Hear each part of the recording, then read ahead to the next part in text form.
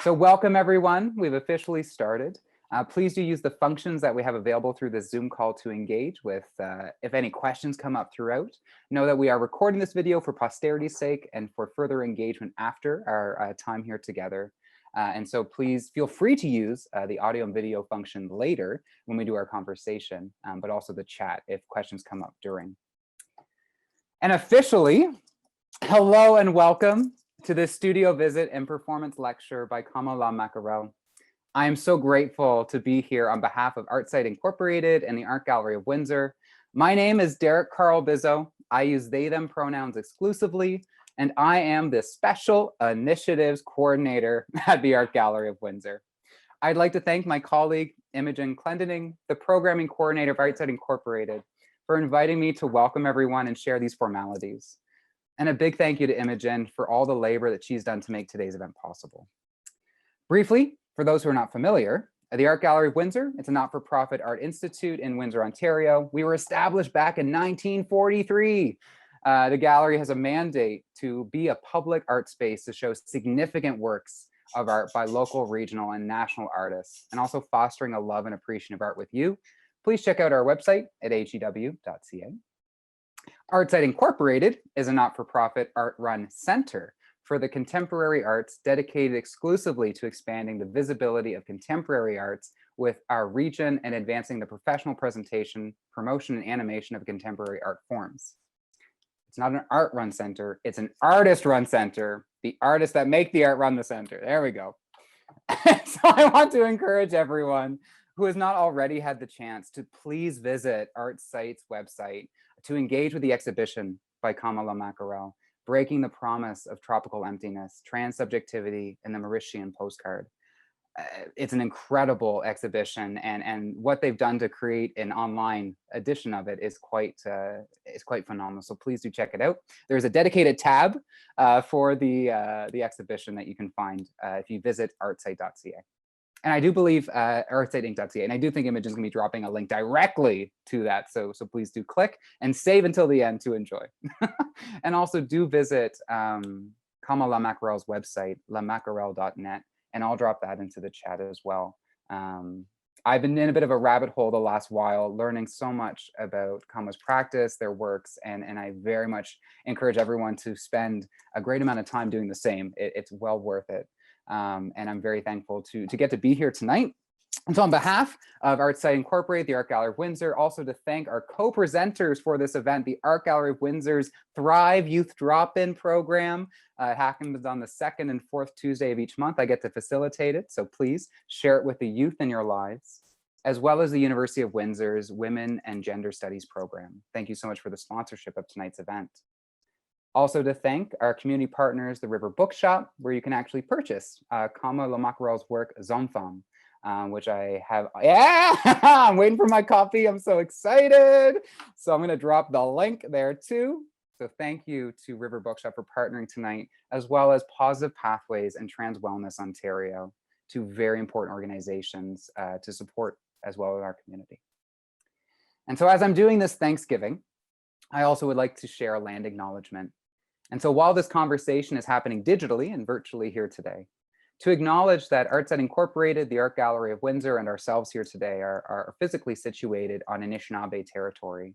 This territory of the Three Fires Confederacy of First Nations, comprising the Ojibwe, the Odawa, and the Potawatomi. Today, the Anishinaabe of the Three Fires Confederacy are represented by Walpole Island First Nation, and we state our respect of the historical and ongoing authority of Walpole Island First Nation over their territory. This area, this region, being known in Anishinaabemowin as Wawiyi Adenom Zibing, where the river bends. Now, as a settler, I want to recognize that this land acknowledgement is a gesture and it's a speech act towards the work of reconciliation. And so also to recognize that we are still operating here in Canada and Ontario under a colonial system that continues to deny the Indigenous peoples their autonomy, sovereignty, and rights to the land. And so I hope that this acknowledgement will also serve as a call to all my fellow settlers to personally take an active role in reconciliation and redressing the harm done. A call to learn the truth, disrupt and dismantle the colonial system, and to live harmoniously in a spirit of peace and friendship and reciprocity. With our Thanksgiving, our acknowledgement, I'd also like to share an agenda for our very brief time together today. I'll take a moment to introduce our moderator for today's event, Cyril Carter, to introduce Kamala Mackerel. Kama will then share what they prepared for this engagement today, and there'll be a brief time for a period of conversation, first starting between Cyril and Kama, and then welcoming questions from participants. Again, feel free to use that chat function just to drop them in as we go. We'll be saving them for that conversation after. And then a very brief time for closing remarks. So without further ado, I'm very, very happy to introduce Cyril. So Cyril Carter is a Black queer visual designer and a member of the Windsor community. I've had the pleasure of knowing Cyril for a number of years, and we actually had the very funny happen chance of happening upon each other when we both set appointments to visit Kama's work at Artsite Incorporated. And I know that we both had a very powerful experience getting to view Kama's work and engage. And I think we're both really excited to be here. So without further ado, I yield the floor and I'll mute my mic and welcome you, Cyril, to introduce Kama. Thank you so much for being here. All right, well, thank you so much, Derek. And I'm very honored and excited to be here to be introducing Kama La Mackerel. They're a Mauritian-Canadian multidisciplinary artist, writer, educator, among their many, many other accolades. They're also the person whose work has made me cry in public in a very, very good way. I'm specifically talking about this current exhibition, Breaking the Promise of Tropical Emptiness, and excerpts from their poetry collection, Zomfam. And without further ado, I'm so happy. I'm just so happy to be here to be introducing them. And I want to thank everybody for just allowing me to be here and to do this. So thank you all. And I am now yielding the floor to Kama.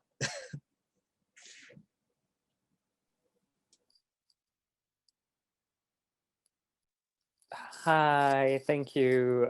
Thank you, everyone. Thank you so much for having me. Thank you for doing it with just so much kindness and so much generosity.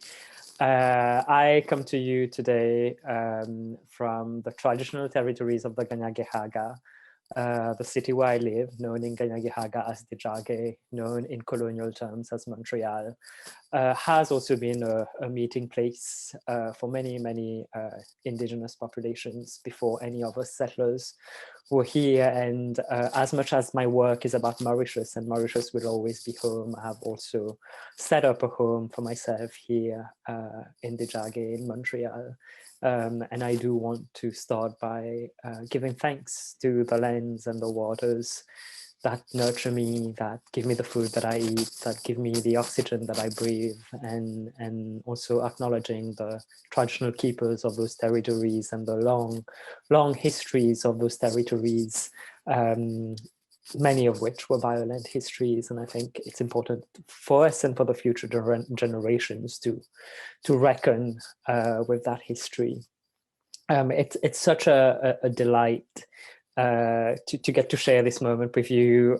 This show at Windsor at Artsite has been planned over like 2 years-ish, got cancelled, pandemic, and so many things happened. I can't believe the show opened and then physically the space had to close again.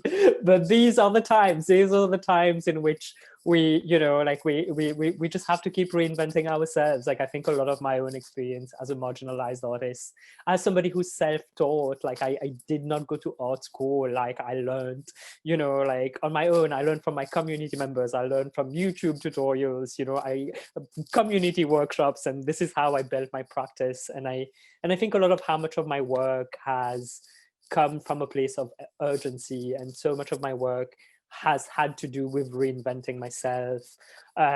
So as much as there's grief right now for everything, for just the general state of grief that the world is still living through, with just like losing so many people, but also for me, the grief has also just been grieving so many projects now over more than 12 months, some of which would have been the biggest projects of my career that I had to let go of over the past year or so. But I think I think a lot these days about like, okay, it's not that those projects are lost. It's just that we need to reinvent them, right? Like at least for now, or maybe later.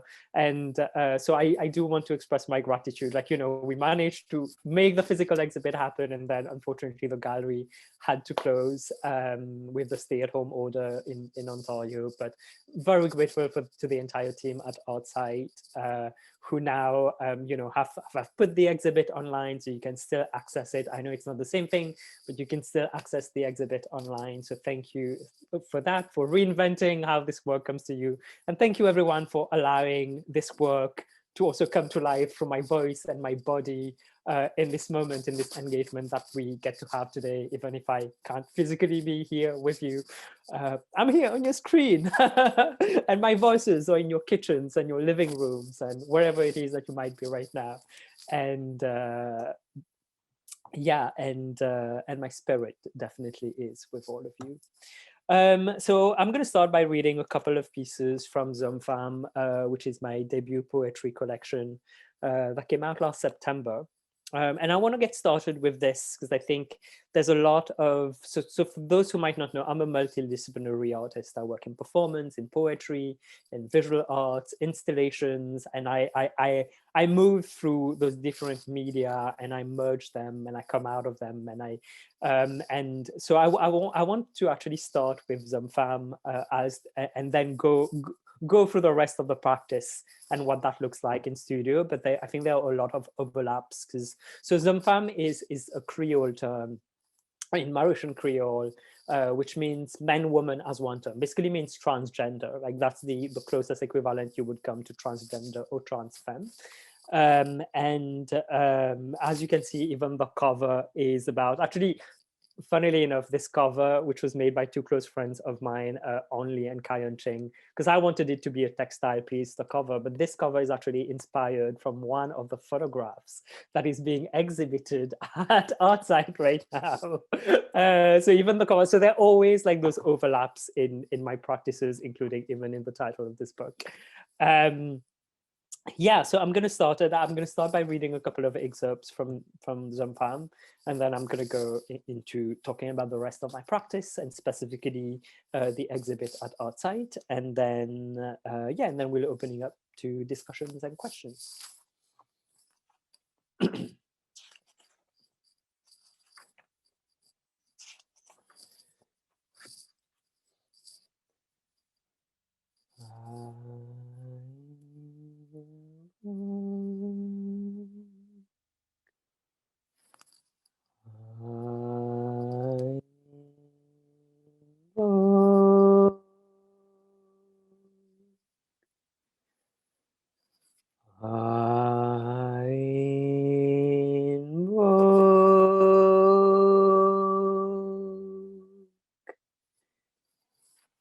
I invoke our mothers, our grandmothers, and our femme ancestries. I invoke the teachers, healers, mentors, caregivers, and warrior women of history. I invoke femmes of all genders, bloods, ages, lineages, generations of witchers and fighters who infuse the universe with love, rage, and magic. I invoke the dynasties of femmes who gouged the earth with their bare hands and planted roots from the seeds of their hunger. The bloodlines of women and femmes whose bodies are steep with the darkness of the Kala Pani, whose spirits are awash with the cleansing light of the full moon. I invoke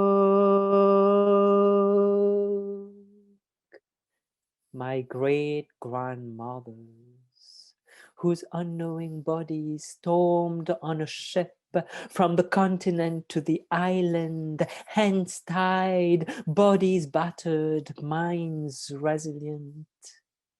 I invoke the deities who never made it to the shores, their copper flesh, an offering to the creatures that live along the edge of the unknown, where ocean becomes sky and sky becomes ocean.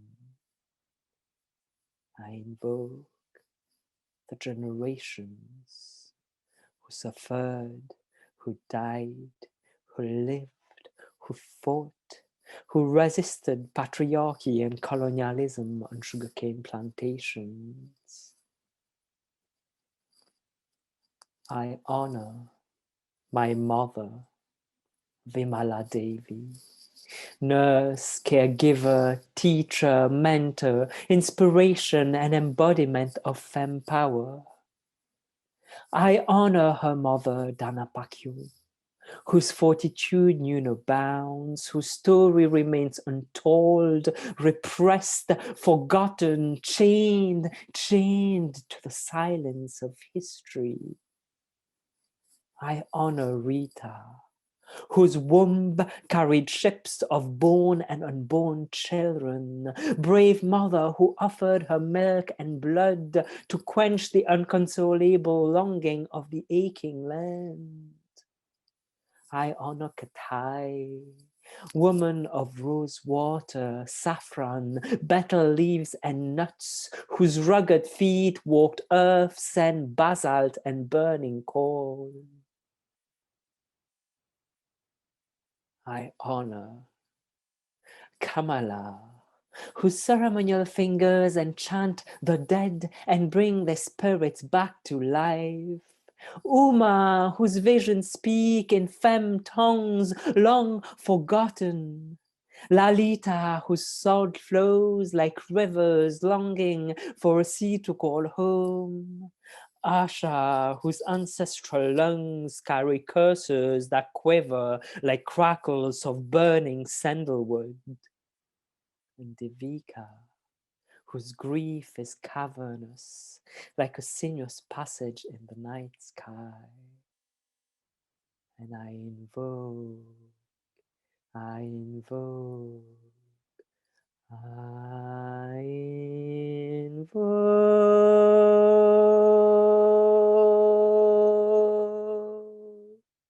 strength and wisdom from Goddess Kalima, Redeemer of the universe, Goddess of time, change and destruction, Goddess with charcoal eyes and a blood tongue, who cuts patriarchy and wears it as a garland around her neck, Goddess with matted hair and ivory fangs, who dismembers misogyny and wraps it as a skirt around her waist. That lineage, past, present, and future, the women and femmes who reshape the universe, I invoke and I honor.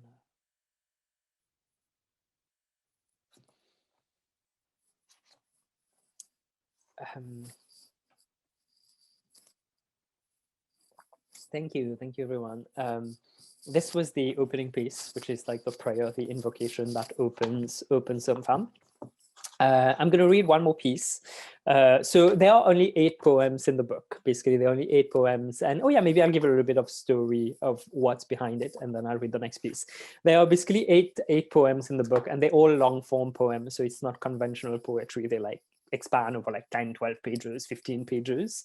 And they each actually stories. Within each of the poems, there's the story, and it narrates basically the coming of age of this gender creative child born on the plantation island of Mauritius, growing up in the 80s and the 90s, and grappling on the one hand with colonial silences and the colonial legacy as they're trying to actually come into their gender identity as a gender creative kid, and how then within the multiple colonial silences, like where does that child find space to develop language, what I call languages of love in the book, like languages of love to find ways to love themselves, but also to find ways within their family context where they can learn to love each other again. And what I do with the entire book is like I keep going between like the family home. Everything is set in the family home, but I map the political history of the island onto the home. So it's always going between home and island, home and island. And so just to give you, since, you know, like in terms of the process, I did not know I was writing a book. This was not supposed to be a book when it started out. These were actually, it started off with my spoken word practice. And I used to host a monthly queer cabaret here in Montreal called Gender Blender, which would happen every last Friday of the month. And it was like a queer open space for anybody from the LGBT community to come and, like, you know, shine their light and be beautiful in all their glory, or messy in all their glory. And one of the things that I enjoyed doing at the time is like I really love going every month. I love starting the show with a spoken word piece. So I started writing the spoken word pieces in the beginning just because I wanted to perform them as spoken, you know, just as pieces, like Gender Blender. And I didn't realize it's actually in around 2016. On 2016, I did a spoken word show tour across Europe. And it, you know, and I had just put a bunch of my poems together. I gave it a title. I just wanted to go travel. That's all I wanted to do. Really, I was like, hey, I'm gonna go on tour. I've never been on tour before, so yeah.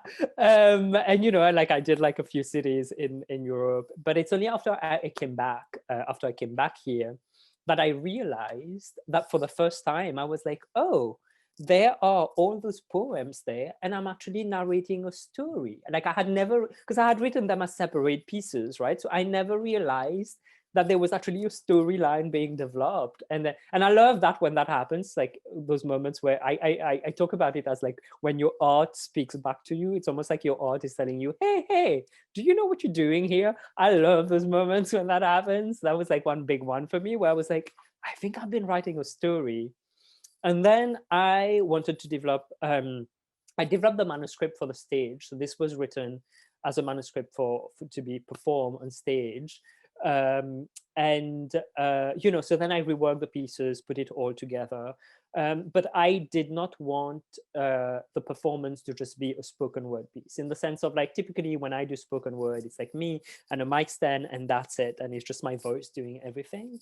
And one of the things that I was realizing was that the more I was performing, like the more my body wanted to move. Like I realized more and more that the poetry was taking over my body. So then when I decided to work on Zoom Femme as a show, before I even knew this would become a book, I was really, one of my questions that I really wanted to explore, I really wanted to know, what would poetry look like if poetry could move through the body and could move across the space? And with this work, I was partly, like, so much of this work is about ancestry and ancestral healing. So part of it for me was also just a question of, if I'm writing all this poetry about my ancestors, you know, and about ancestral healing and the connection between multiple generations, how would that even move in my own body? So you know, I developed the manuscript. It was like a 3-year process to develop the show. And then the show was supposed to premiere in April of 2020. And we all know what happened in March. The show was supposed to premiere in April 2020, and then it didn't happen. Actually, it got pushed to October, and it was supposed to happen. Tickets were sold. It was sold out in October. And then literally like 3 days before the premiere, Quebec entered the red zone, which was the second wave. It was the beginning of the second wave of the pandemic, so it got cancelled a second time. You know, but you know, I mean, it's, as I said in the beginning, I just had to grieve it and let it go. But just the work, the actual working and developing of it was so rich. Like it just, even as a human being, forget as an artist, like spiritually as a human being, working on this piece just like taught me so much about myself. And who I want to be in the world. So I'm just like, even if the show, I have faith in the universe that someday, when the piece is ready and when the audience is ready to receive the piece, it's gonna happen. I believe in that sort of serendipity. So I'm like, sometimes the work is not ready, or the world is not ready for the work. So I'm okay with that. So that's how. So Zompam became a manuscript for the stage. And at a later point, then I signed, I mean, I had signed the publishing contract. It takes a year before, like signing minimally a year between signing a publishing contract and then having the book come out. So in September 2019, when I signed the publishing contract for this book, I had written the manuscript for the stage. So then I had to ask myself the question, how do I turn this then into a book, into an object that you're going to hold in your hands? And so then I started thinking of the poetry in terms, I started asking myself, what, just like, you know, with the show, I wanted to know, what does poetry look like if poetry moves through the body? With the book, I wanted to know, what would poetry look like if the body of the text performed on the page, just like my body performs on the stage?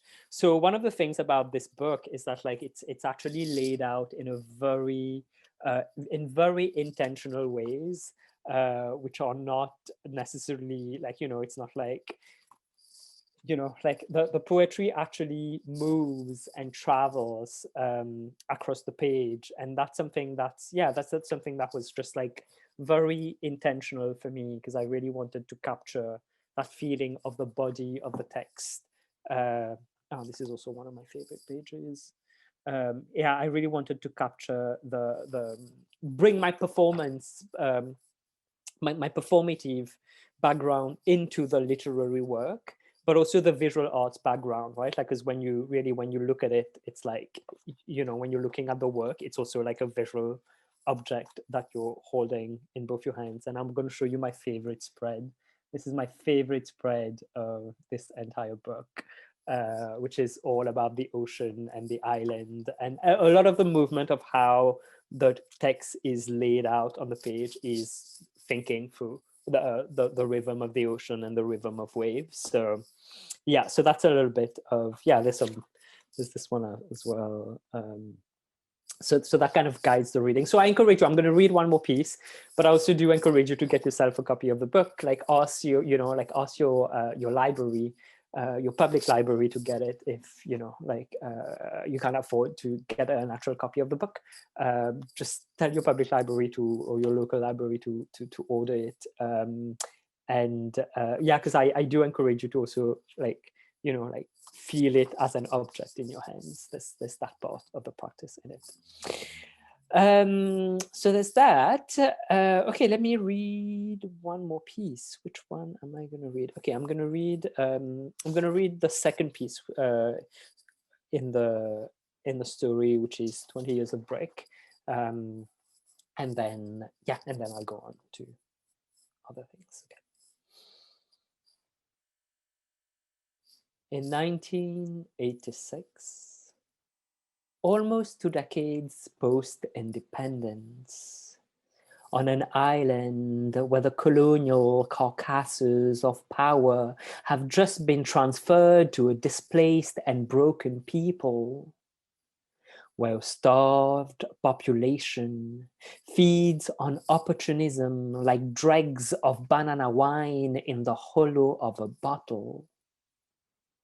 In 1986, on an island where political and economic insecurity trembles like magma in the veins between Créole, Lascaux, Malbo, Madras, Nation, Grand Nation, where the smell of collective trauma hangs like dried octopus under the sun.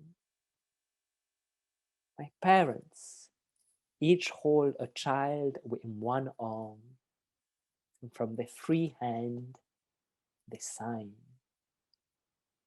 Grandchildren of Girmitiyas, the agreement people, inheritors of a corrupt British understanding of a contract spawned from thumbprints on faithless documents like passports in a language they did not even understand.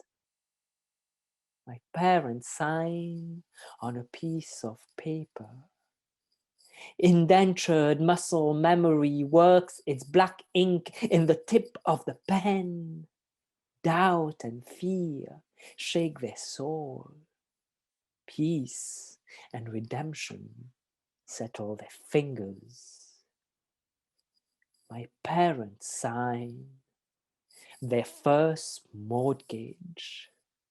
The first mortgage in family history, land-owning mortgage, French-speaking mortgage, government job mortgage, color TV mortgage, and maybe even a car someday mortgage. On the island of emancipation, where power is up for grabs, dreams are clouded with ancestral hopes, broken promises, artifacts made of gold can be found under rocks if you dig long and hard enough. Or if your cousin is married to a minister's daughter, or if you serve whiskey, biryani, and rasgullas in a thick envelope to the fat-bellied man in a blue shirt. The island is parched like dried mud on a sandbank, thirsting for revenge, for poetic justice that reeks like rust. Tidimoun grandimoun, saken ton tout sens. In 1986, my parents absolved themselves of plantation heritage, signing themselves into a lifetime of repayment, their consent redeeming ancestral bonds. Buy a piece of land on which leans a room, an outdoors toilet, an outdoors kitchen, formerly the residence of ban domestique, servants on the edge of white people property. They fill the room with a bed, 2 mattresses, a cupboard, 2 boxes of tableware, an iron, a sewing machine, and enough faith and commitment to keep our 4 bodies warm as we sleep under this leaking roof we don't dare call ours. For the next 20 years, this roof will stretch itself over our heads like new constellations written to bear witness to the whispers of my parents as they brainstorm, budget, scheme, plot, plan late into the night. By 1990, we have a living room and an extra bedroom that my brother and I share. By 1992, we have an indoors kitchen and an indoors toilet. By 1996, on the cusp of entering adolescence, I finally inherit my own bedroom. By the turn of the millennium, we have a separate prayer room where we burn incense sticks to honor our pantheon of gods, goddesses, saints, visionaries, and prophets. By 2004, all the ground surfaces of the house are carefully tiled, and with the leftover tiles, my father spends 3 months conceiving a mosaic on the terrace floor. 2006, my parents are done building their house. It took them 20 years. 20 years of bricks and piles of rocks and we considered our kin. 20 years of dust sprayed like a gray film on our skin. 20 years of my father's arch-backed and his bruised hands working like a savior. He parted the ground underneath our feet to lay the foundations of our safety. Like a god, he rose walls from dead earth to offer shelter to our bodies, surfaces of security, walls of redemption, the alchemy of mixed concrete, the anagram of placed bricks that he carefully arranged like Scrabble tiles over this piece of land he wanted to claim as ours.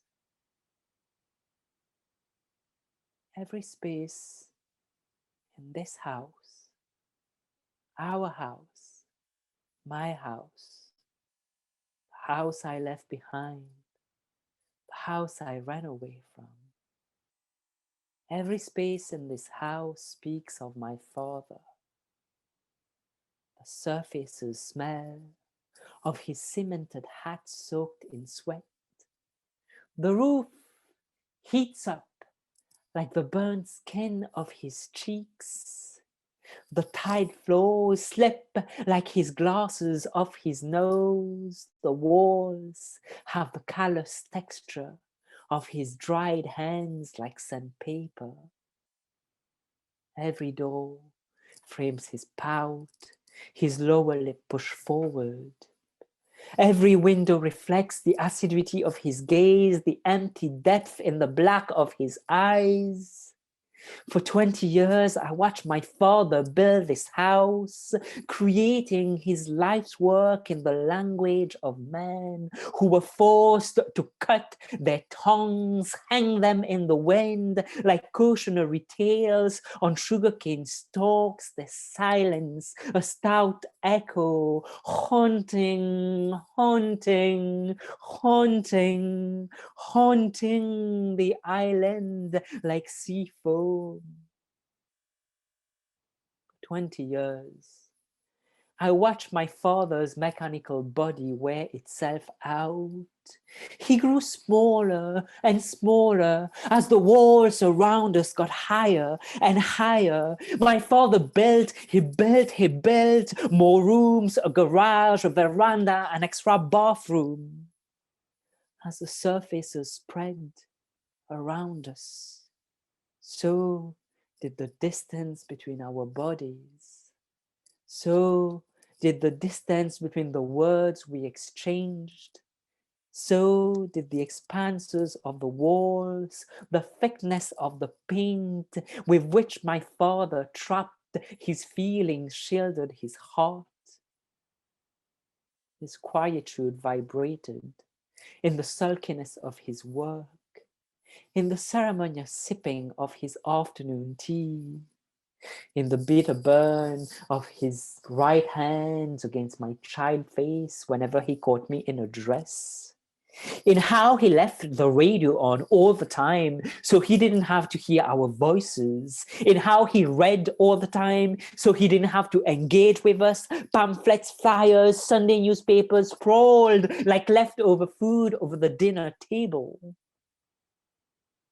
The first time my father visited me in Canada, he read the box of salt over lunch during our first meal together. My father lived up to his inheritance. The oldest son in a house with 9 kids. I wonder if he dreams in silence at night, extracting his vocal cords like an empty fishnet pulled from water. I wonder if he has visions of his grandmother crouched in the hold of a ship, the burn of iron under her breast. I wonder if he dreams of his own mother, the day she died of an abortion after she'd already given birth 9 times. My father lived up to his legacy. The legacy of men who were forced to swallow their tongues because colonial powers destroyed lands, people, resources, cultures. Colonial powers also destroyed the languages of love. But this house, though, this house speaks for him in an invisible language only men like him know how to use, the legacy of torn muscles, broken bones, hands at work never stopping. In this house is trapped his life's work, his silence, and in his silence, in his silence, in his silence, I hear the voices of our ancestors, our long lineage of displaced, misplaced people cramped into the house that he built, the promised legacy, not a tomb, not a monument, not the gold of the earth, just a place that they can, that we can finally call home.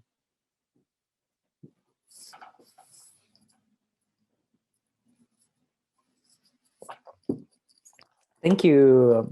Thank you, everyone. So this was another piece from Zomfam called Building Walls. Yeah, so what I'm going to do now, I'm also being like paying attention to the time, which seems to be going so fast. So I'm going to do a quick presentation I'm going to share my screen with you to quickly, oh, wait, share screen. To quickly walk you through, because this is also a studio visit. Can you see my screen? Is this working?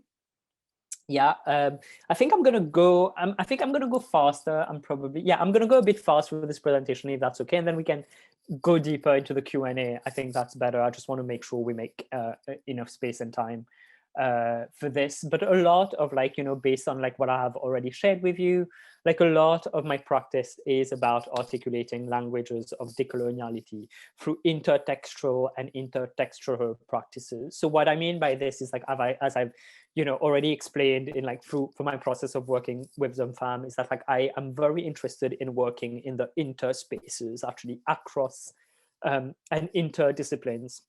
And this is something that I love because for many reasons.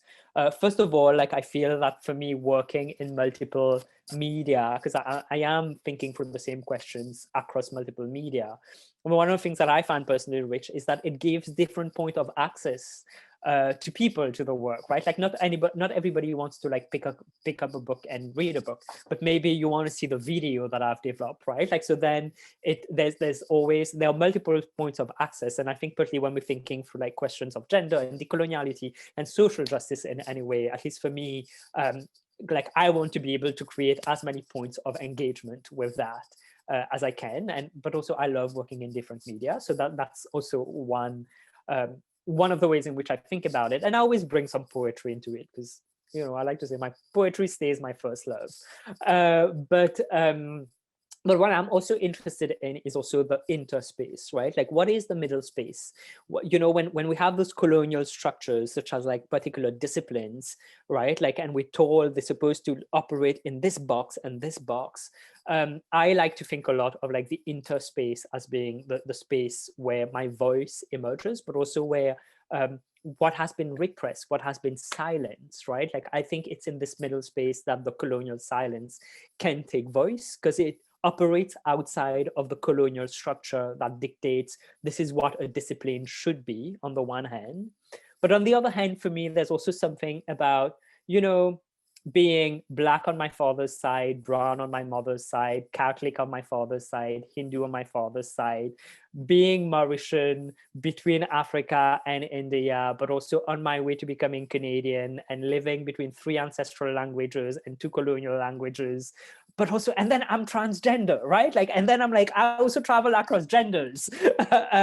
So I think there's also that part of me where I'm just of course, I think there's something I have found myself and my empowerment in those interspaces, right? In the middle, in terms of my own identities, I had to come into being into the world, understanding my own self as being between spaces. And for me, that's also fundamentally tied to also my trans identity, because with Zomfam, what I do, and with all my work, I also try to question the understanding of transness, the way it's framed in the West, right? Thinking through the fact that, we talk a lot about the gender binary, but we don't talk about the fact that actually the gender binary itself was a colonial tool, right?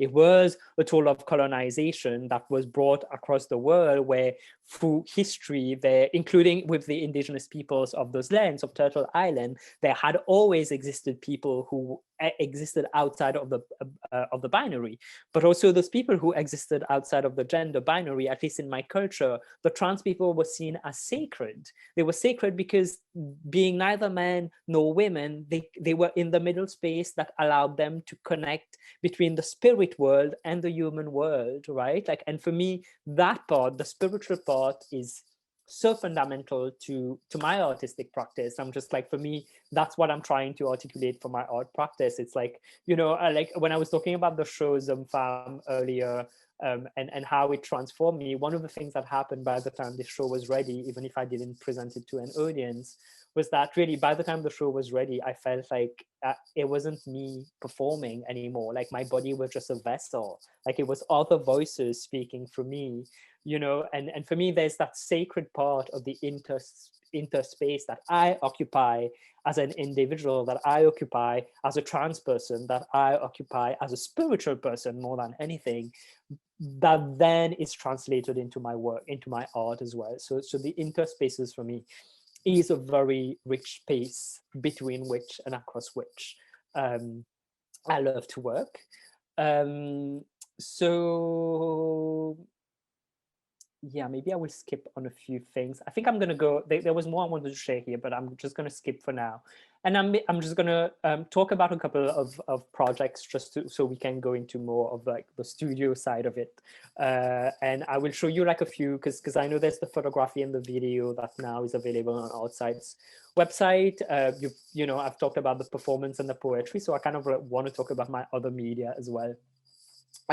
So from thick skin to femme armor, this is a project where I was really exploring the relationship between like femininity and race, in that sense, trans femininity and race. You know, because a lot of times we were like told like, oh, you know, you need to just build like a thick skin, and I was really thinking about the question of like, oh yeah, there's the notion of building a thick skin, but I tend to think of femininity as an armor for myself, like it's an armor that I get to put on that makes me feel extremely powerful, but at the same time, this armor is the reason why I experience street harassment and other forms of violence, right? Like so I really wanted to explore that tension.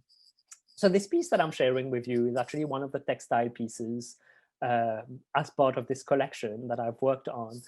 So what I had done with this piece, actually, I actually interviewed 8 femmes of color, trans femmes of color, who are friends of mine, people who are in my network, people whom I love, people with whom I share community. So I did 8 interviews with each of them. And then I treated each of the interviews and I extracted 50 quotes from those interviews. And that was a few years ago. I was then invited to do an artist residency at Anchor Archive in Halifax, which is a screen printing studio. So what I actually did is I pulled those 50 quotes from the interviews, and then this was the studio where I was working, where I was printing, and then I screen printed them on pieces of fabric.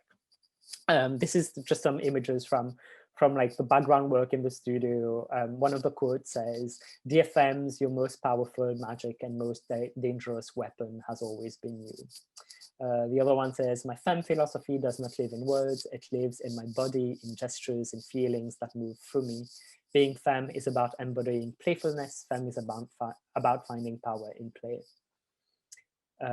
Yes, that's what I just read out. So that's what I did. So my process was to then screen print all of this on fabric. One of those says, "Crop tops go with literally everything, hashtag bellies everywhere 2015. So it was 2015 when I was working on this. Or at least when I did the interview, it was 2015. So those are like the pieces of fabric. And this is my favorite one. Somebody in one of the quotes said, "Being femme is self-love." And this one, I've actually put it here on the chest. So what I did with it then is then I sewed the entire piece into this 3D textile garment, right? Like, so the way I like to think about it, I like to think about it as a zine, but instead of turning the page and reading it, you have to go around it, you have to walk around it, and it's like a 3D zine, and then you can read it as you walk around it. That's how I like to think about this piece. But the thing about this piece, though, is that just as much as it stands on its own as like a 3D textile piece, it is also it is also a wearable garment. So I have worn this garment and performed in it, right? Like, so, and then there's been like photography from that performance taken. And I think for me, there's something about the blurring of the lines around like the question of where does the work of art start and where does it end, right? Like, does it start with the interviews that I did, with the printing, with the fabric, with the installation as we see it right now on our screen? Or is it when I'm performing? Or, you know, like where do we draw the line between where does the work of art start or end is something that I really, really love. In terms of that. So that's one of the pieces. I think I'm going to skip on the others, and I'm just going to talk about the another textile piece. Oh yeah, and then I'll show you some pictures from the performance of Zumfam, and then we're opening up. This went so fast. This is actually a series that I did called Trans Affirmation. So this I really love the series because actually they painted on saris that my mother gave me. So those were actual when she came to terms with my trans identity, she gave me all those saris of her way of accepting me into womanhood.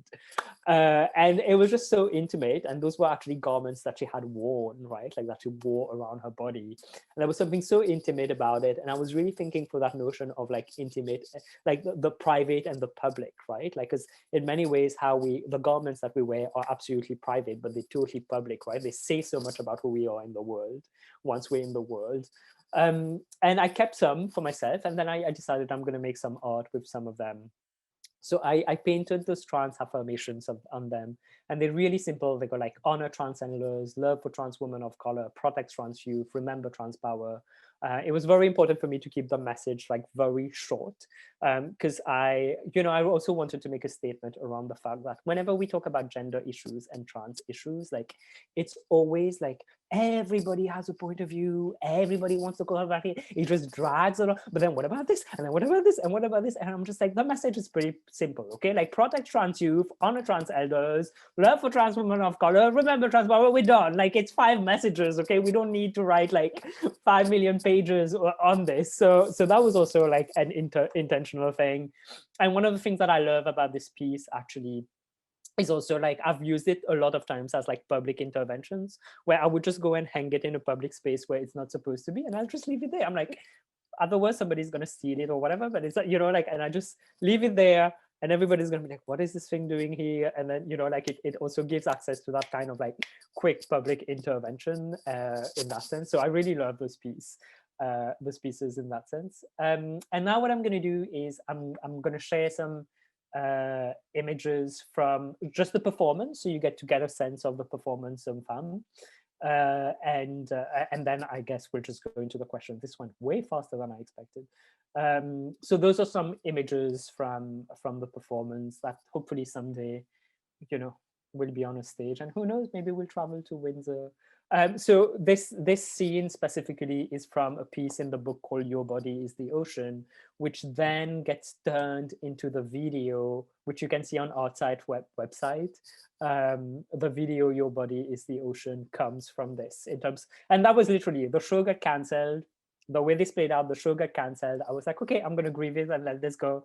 And then the Canada Arts Council had the digital original micro grant. And the idea was like, reinvent your piece, make something. And I had never worked with video before. And I was like, if my show is not happening, let's try to make a video of it. And that's how this piece that now is being exhibited at Artsite came to life.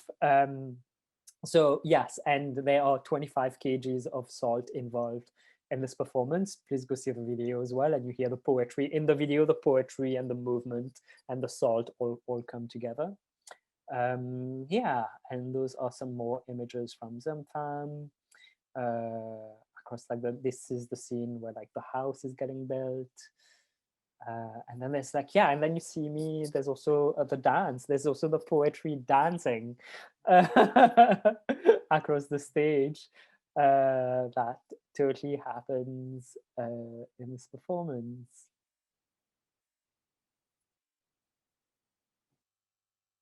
And one more picture. Yeah, so I think I'm going to leave it as that for now in terms of my presentation, and we'll go we can delve into. Oh wow! I just looked at the chat for the first time right now, and I have like 58 notifications. But yeah, thank you everyone for being here.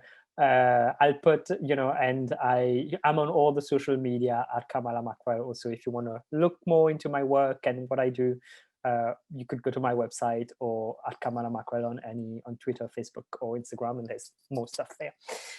Okay, I will leave it as that. Okay, so if anybody has any questions that they want to give Kama, like they can put it in the chat and I will, read it, express it to Kama, we'll talk about it.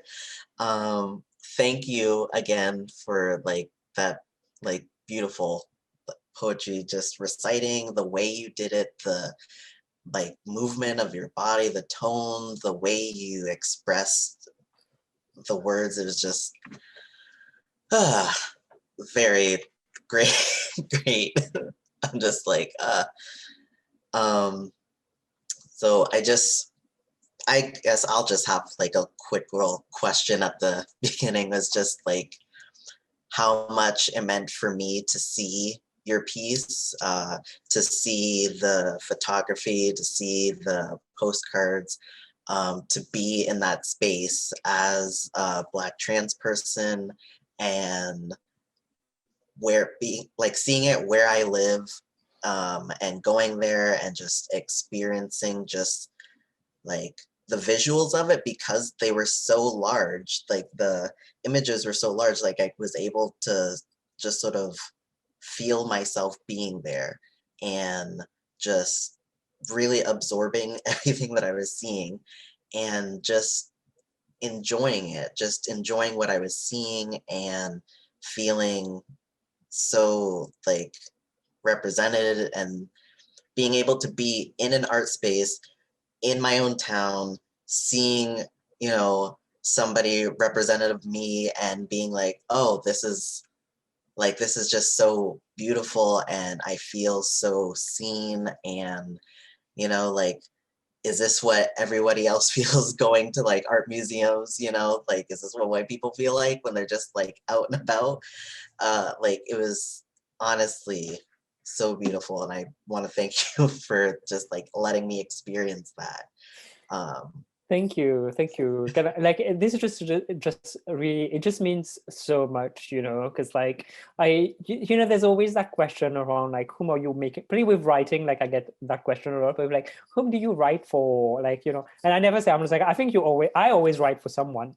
I wrote this book for the child that I was, I'm just yes, I had an audience. It was the child that I was, sometimes I'm writing for my mother or whatever it is, but and I think deep inside for me, really at the core of who I am, I feel this just means so much, right? The fact that somebody in their own context can actually see, it's the power of representation, right? It's that thing that at least I talk about a lot, for sure. We talk the amount, I grew up in an age pre-internet, pre-YouTube, I had nothing like that to even go look for representations of myself, to see positive representations of people who look like me, even when I went to university, I couldn't find it in the archive. So for me, the fact that my art can travel to Windsor and that you get to experience it in its expansiveness, and that and you feel a piece of yourself coming home, this is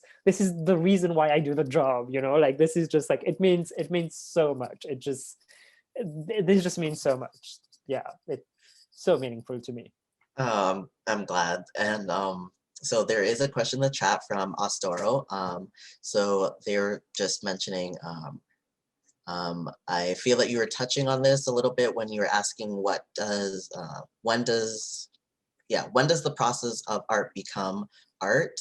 And their question specifically was, do you see or feel any separation between your art and yourself, your identity, your experience? I love this question. Yeah, thank you.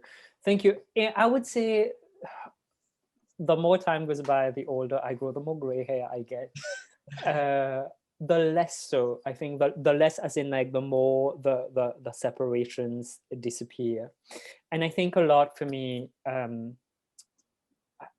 for many years throughout like my late 20s, I was kind of obsessed with the question of integrity.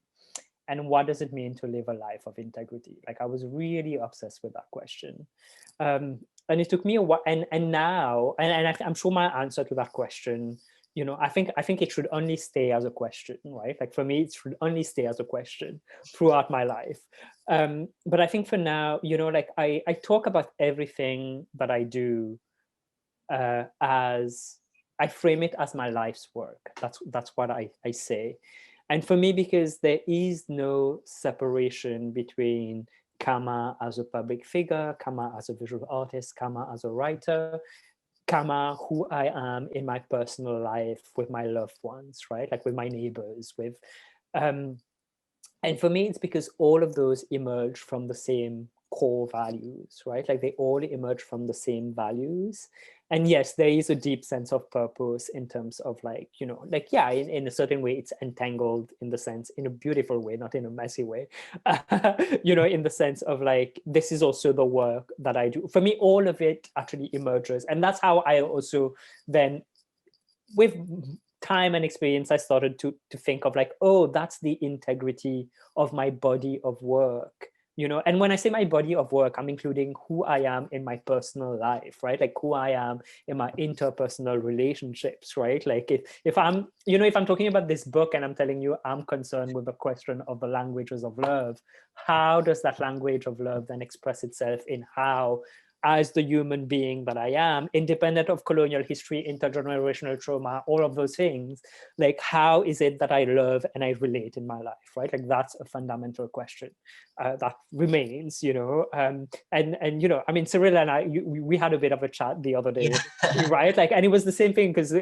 when you were asking me about like, oh, what's the what, you know, what are the ways in which you want to try to connect with communities in Windsor, right? Yeah. Like, and which, you know, and for me, there's that, you know, like even within that connection, like I do believe in a world where we live relationally, not transactionally, right? Like that's what colonialism has done to us, right? Like even our relationship to the earth is extractive, right? Like it's like we just take, right? Like it's a transaction, but we don't think of any forms of reciprocity.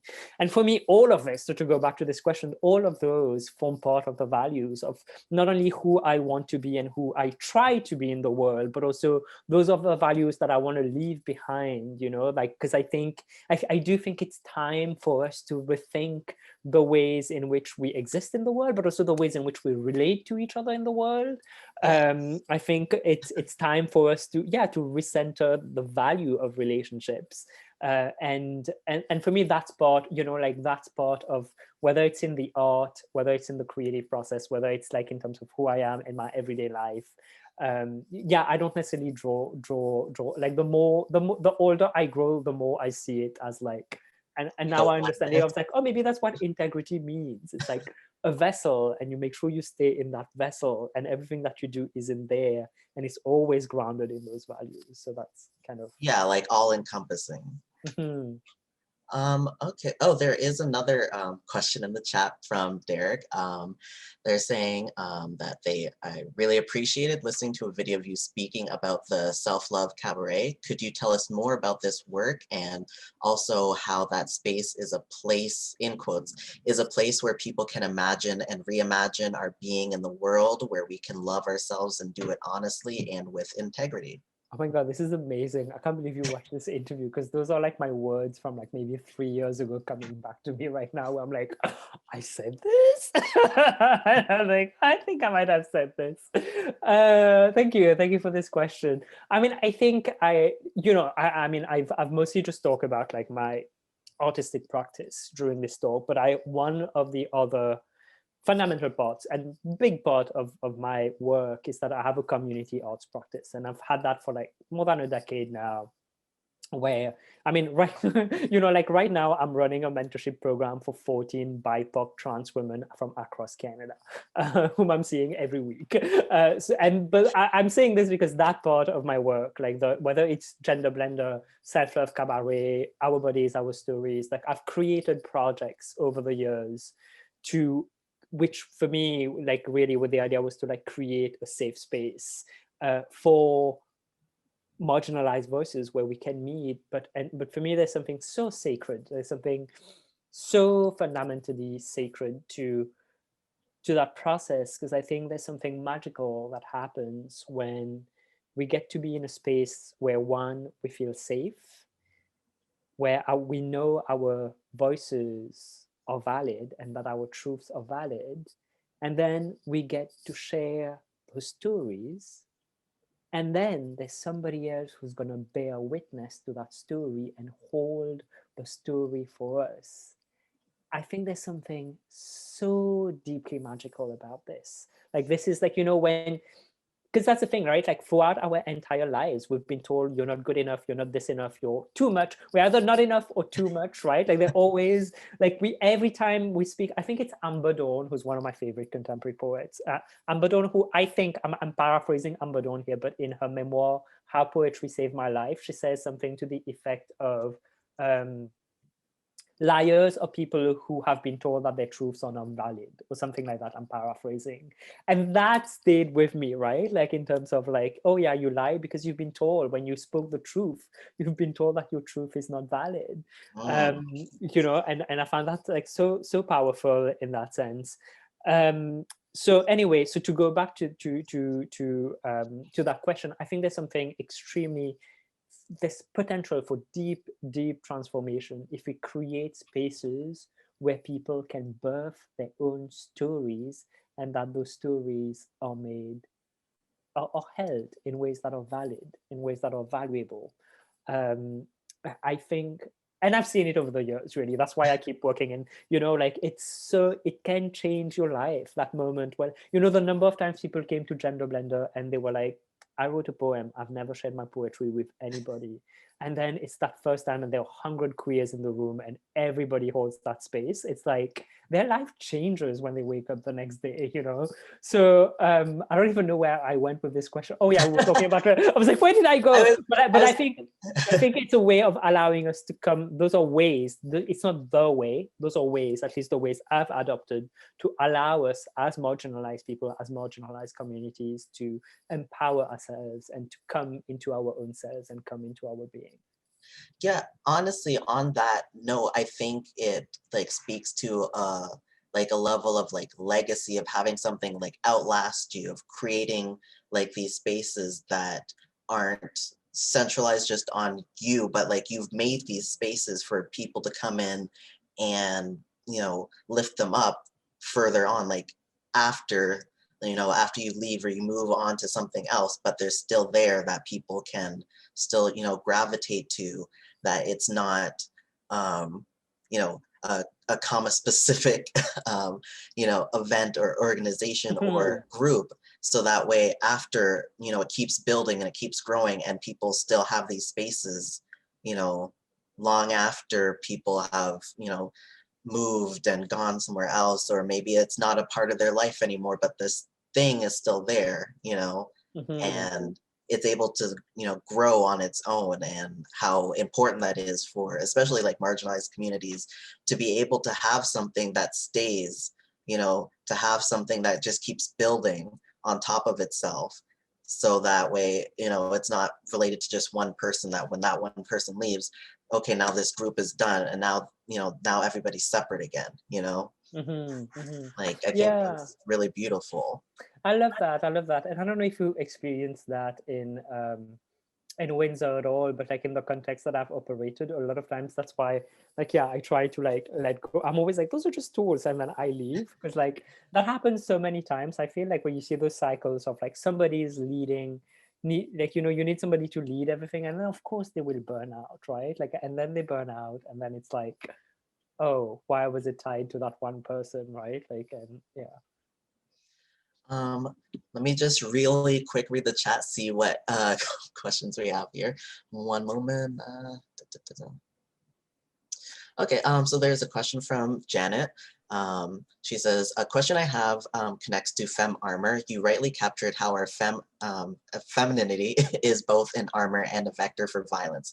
Can you talk a bit more about how your femininity acts as your armor? Or maybe can you talk a bit more about how your embodied femininity act as a source of power? Oh, thank you. I love that question. Also, I just love how the answer to that question has changed, because like, you know, that project was from a few years ago. I mean, I think like I've already talked about like this inherent tension, but like for me, I think there's something always, yeah, there's something deeply empowering as somebody who was assigned male at birth in particular, like, you know, like it's like I was, you know, I always wanted to put on the armor, but even as a kid, I had to do it while hiding, right? I couldn't do it in public. So there was always that tension there, right? And then the first time you decide to like, you know, like wear heels and a dress and you go down the street and the first 5 minutes it works well, and then you get on the metro and you're like, oh my God, right? Like even in that moment, it's like, you know, when I like, so there's always that tension, I think.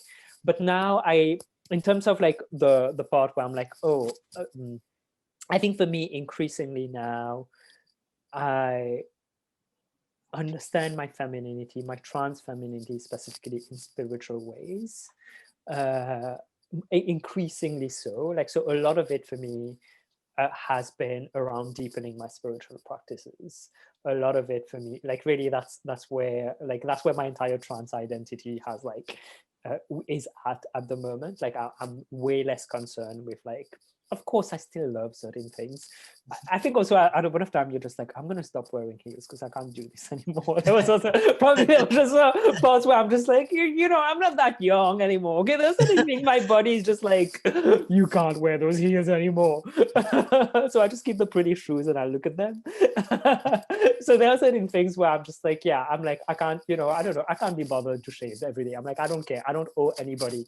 So there's that part of like thinking about femininity in this way.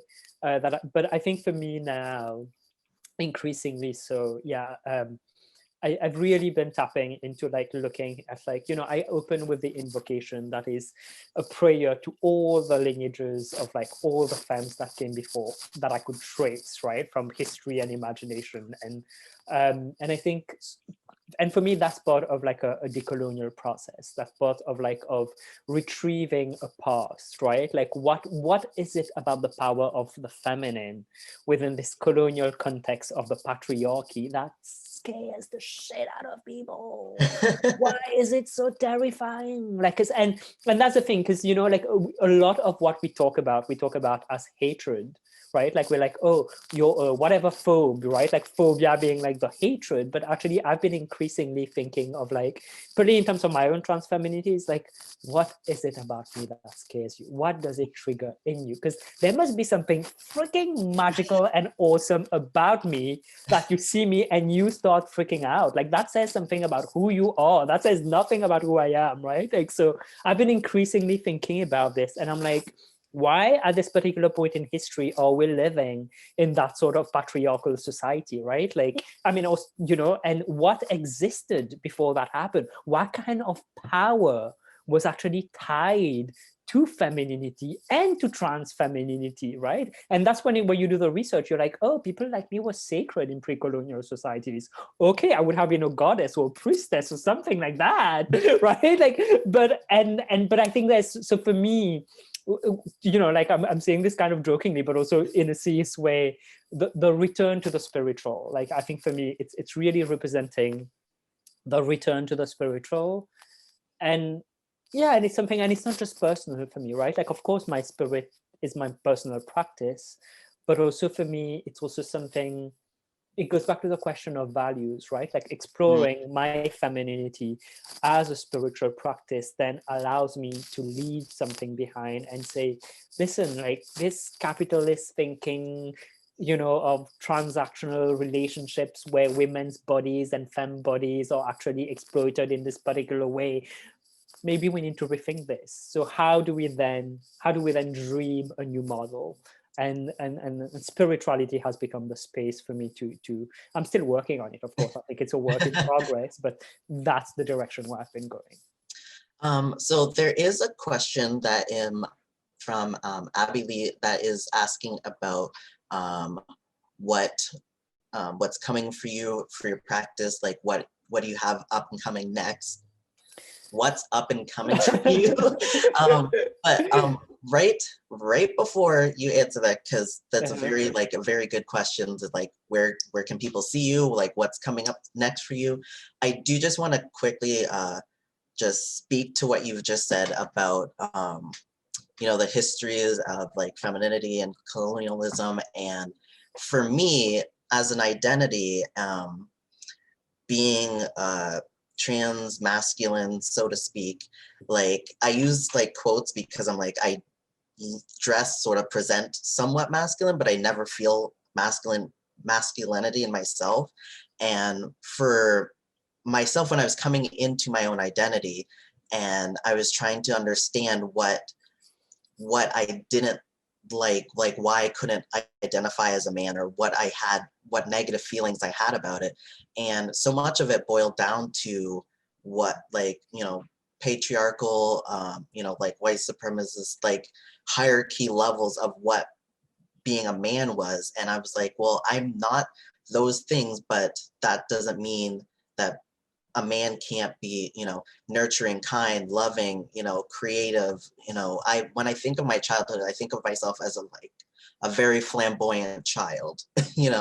Like I was always talking with my hands and flailing around, and like there is levels of femininity that I wasn't allowed to express. Like I wasn't allowed to paint my nails. Like I wasn't allowed to wear like a lot of makeup. So growing up as like a girl and not being allowed to do those things, I was still like, ugh. And for me, my parents, like my father's from Barbados, my mother's from Guyana, having like a Caribbean background and looking into the culture of like what Caribbean masculinity is, of being like flamboyant and bright colors and, dancing and movement and and like the types of caring and nurturing and, the warmth of it, like the depths of different forms of Black identities in the world, and culturally how much more expressive that it was to me than what I looked at when I was looking at pictures of like queer masculinity or like butchness or something. And I'm like, why don't I don't identify with any of this?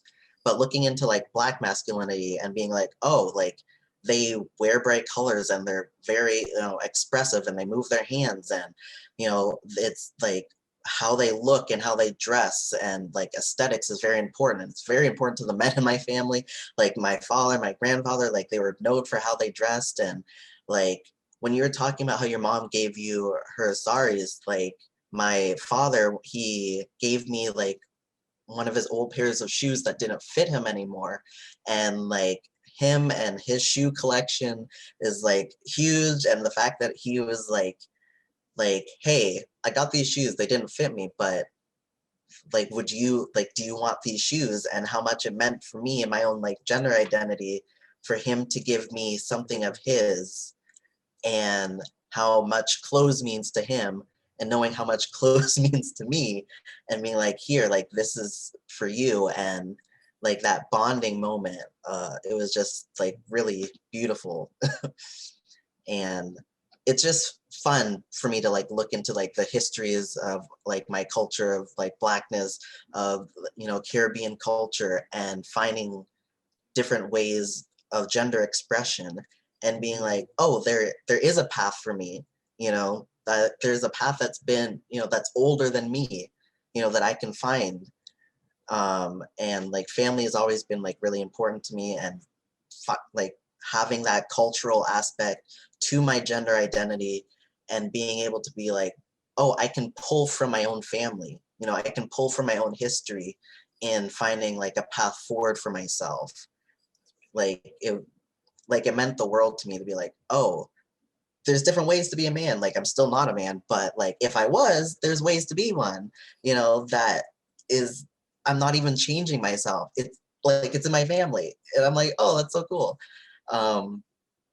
So side note. So, That's beautiful. Thank you so much for sharing this. Oh, thank you so much. Like, yeah, thank you for sharing this. That's just like, so, and yeah, it's exactly right. Like, how do we, like, yeah, how do we understand? It's so interesting, right? Because I think a lot of times, like as trans people, we don't have a choice but to have to question like gender norms, right? Which I guess what cis privilege is. You never even have to think about it. But also even that, like, you know, even in transitioning, whatever that word might mean to anybody, because that means different things to different people. But even that, you know, like within a you know, when you're transitioning, what masculinity or what femininity or what non-binariness, whatever it is that you're transitioning into, right? Like, what are those models? And I'm glad. I'm so glad. Thank you for sharing. This is just yeah. yeah. So before we wrap up, because I looking at the time, we're getting pretty close. But I would like you to have a moment to like answer Abby Lee's question about, Yeah. you know, any things coming up for you, you know, work. Yeah. Also, if you have any last questions that you wanted to send it now, and Yes. I will answer them really quickly. Yeah. So, in terms of what's coming up, good question. What is coming up for me? I mean, I have a really, really big exhibit coming up in September, but I'm Ooh. not allowed to announce it yet because it hasn't been. You know, it's like one of those things that's like, but it's going to be the biggest exhibit of my career so far. So I'm really excited about this. I mean, so in terms of, I mean, there's no concrete projects really. Also, it's still pandemic time. Like I don't have like you know, like when 2020 started, I was like this month and then this month. This time around, I'm like, I don't know. I know I have this one exhibit coming up, but other than that, I don't know. But I mean, I'm thinking a lot. I'm like increasingly developing work or ideas or reflection around like the island body and the relationship between the island and the body. You know, I'm thinking for like a new project that I'm thinking about, like queering the island body, that seeks to explore what is the spiritual space that exists between the land, like the island, and the actual queer body. What is the spiritual space between those two? So that's something that I'm thinking about. Otherwise, I have a bunch of work. I also work in French. I have a translation of Kai Cheng Thom's novel Fierce Femmes and Notorious Liars, which is coming out in French in September. We just finalized the translation. And I'm working on a children's story, a kid's book in French for now. Ooh. Hopefully, yeah, I've just started writing this. Yeah, I'm just like nothing major, like nothing very concrete other than this one exhibit. I think I'm just like for now exploring. Also 2020 was a big production year for me.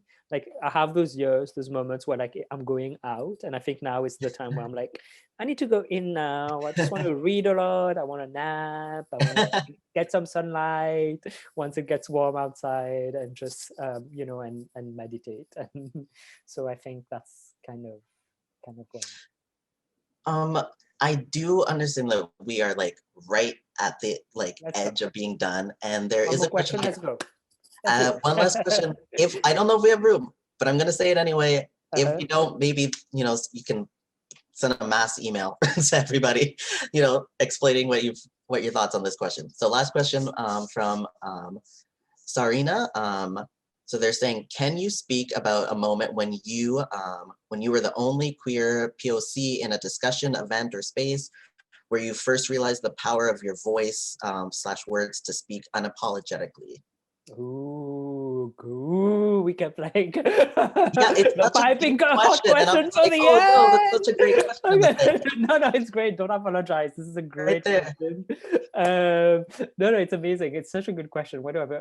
So speak of a time when I mean, I think that has happened to me so many times, right? Like it has happened to me so many times where I'm like, and I think when I was younger, I wasn't quite equipped to understand that. You know, when I moved to Canada the first time, I moved to Peterborough, Ontario. Okay, like that's where I lived for my first 3 years in Canada. And when I moved there, I didn't even know I was a person of color because I had lived in Mauritius my entire life, and then I went to India and I lived in India for 5 years. people of color is such a foreign concept because there are only people of color in those places, right? Yeah. Like people of color only exist when I moved here. And so when I moved here, that's one of the things that I'm writing about at the moment. I did not even know I was a person of color. It took me so long to understand that, right? Like, so I can tell you, I've been in the only POC in many, many, many, many rooms, right? Like, and probably without even understanding that was what was happening. So I think, let me, because I do want to give something meaningful in terms of this question. I think it's important. I think that's gonna, at least for me, it has happened and it keeps happening over and over again. Like, I mean, I'm still a queer POC operating in Quebec and, you know, like in the art sector in particular, like, so I think more than anything, what I have learned from this is the ways in which I need to protect myself. The armor, right? Like, what are the armors that I go in with? What are the boundaries? Again, the armor as a boundary when I'm stepping into that space. Because the thing is, like, the moment you're going to step into that space, your body is going to tell you before your mind even realizes that, oh, I'm the only POC or the only queer person there. Your body is already speaking to you, and then at a point of time, you'll be like, oh, I think my body is telling me something. You will know, right? Like you will know. So that will happen first, and I think in that moment. It's important to remember, of course, it depends now if it's your job, it's more complicated, but you're allowed to leave. You're allowed to say no.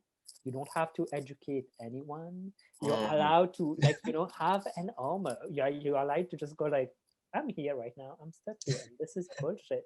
So I'm going to be singing whatever. I'm going to be singing Rihanna in my head. You all can talk or whatever it is. I mean, it's on Zoom now. You can just mute people or whatever.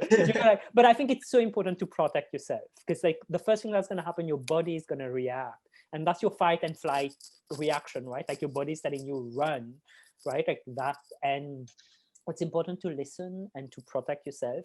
You don't always have to take everything on as a battle, right? Like sometimes it's more important to protect yourself and go like, you know, this institution not going to be my battle. I'm, you know, like let go of it. You don't need to fight every single fight. I think the biggest thing you can do is like, you know, like actually hold yourself, you know, like make sure that you are protecting and caring for yourself.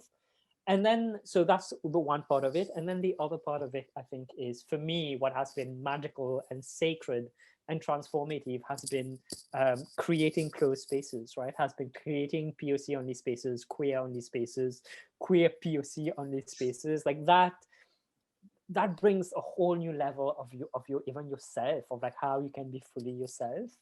And that's for like the second part of the question of like, I think those moments where I think you need to have that kind of safety first, at least for me, you know, like it's like a way in which I frame this sometimes is I say the femmes of color had to love me first so I could learn to love myself. And I mean this, I totally mean this. Like really, I'm just like, other people loved me before I even learned to love myself. And those were the femmes of color. So I think that's why like the safe space, you know, like even if it's just two of you, even if it's just three of you, right, who like get to be in a space together, I think that's when you start coming into your voice, right? I think that does something in the long term. Oh, that is honestly such a beautiful note and like a great note to leave off on, honestly. So we are at the 7 o'clock, 7:02 mark here, and I want to thank you for giving us so much of your time. Thank you. Can I say two energy? Can I say two things quickly? Yeah. Yeah. First of all, because somebody asked when will Zoom be available in Mauritius, so I'm like, I'm going to quickly answer this. It's not available right now because of the second wave that happened in Mauritius. I was in Mauritius between January up until last week. I just came back. I'm in quarantine right now. I was in Mauritius because I was planning a book launch and stuff like that, but then that didn't work out because lockdown happened. Sometime within the next month, the book is going to be available in bookstores in Mauritius, and I cannot wait. And I will do an online event as well in Mauritius time to signal this. And also, since I'm plugging the book, please feel free to get a copy of the book or ask your library, your university library, your local library, your school library to order a copy. those are actually, every time a library orders a copy, I get like 20 cents on it or something like that, whatever. There's a program for this, but that's actually a concrete, sustainable way to support artists, is to make sure that libraries stock their books. And thank you so much, Cyril. This conversation was just so amazing. I want to keep chatting with you, but also thank you everybody who joined. And I'm at Kamala Mackerel on the social media if you want to connect. Well, thank you. And thank you everybody for attending and your questions and just listening and hearing and everything. This is my first time as a moderator, so, so thank you everybody for putting your trust in me for this event. I hope everybody has a wonderful rest of their evening and a beautiful weekend. So thank you. Derek, did you have any final? I was literally like unmuting myself, being like, I don't know if I have anything to say because you did such a good job, Cyril. I kind of wrapped it all up there. I just want to say thank you to you and to Kama and to everyone here. Like, I wanted to read off some of the things that were said, just in the way of like how this was so meaningful, how this was transformative, how, what you've both shared, what you both have shared in your conversation has been really touching and powerful. And, I'm feeling a whole lot different at the end of this, even though I came in so excited. There was something really powerful about this time altogether, historic, I would say. And I'm so looking forward to whatever may come in the future, whether it be a gender blender or a self-love cabaret, but Kamala Mackerel belongs here in Windsor, at least for a bit of an event of some sort with the community. I think, as you had said, we could probably keep talking all night and saying thank you again and again and again. So I would like to just, on behalf of everyone here tonight, a deep felt thank you for gathering, for sharing in this time. Imogen, thank you for inviting the Art Gallery of Windsor to get to be a part of this, and for bringing Kama's work, for everyone who was a part of the board to bring Kama's work here, Kama for applying to bring your work here. Thank you for applying to bring your work here. And what you presented tonight was absolutely phenomenal and magnificent, and je parle un petit français and très bien. I absolutely adored this time together, and the questions were phenomenal, and there's just so much thanks to be given. And so as Janet said, we ended on time.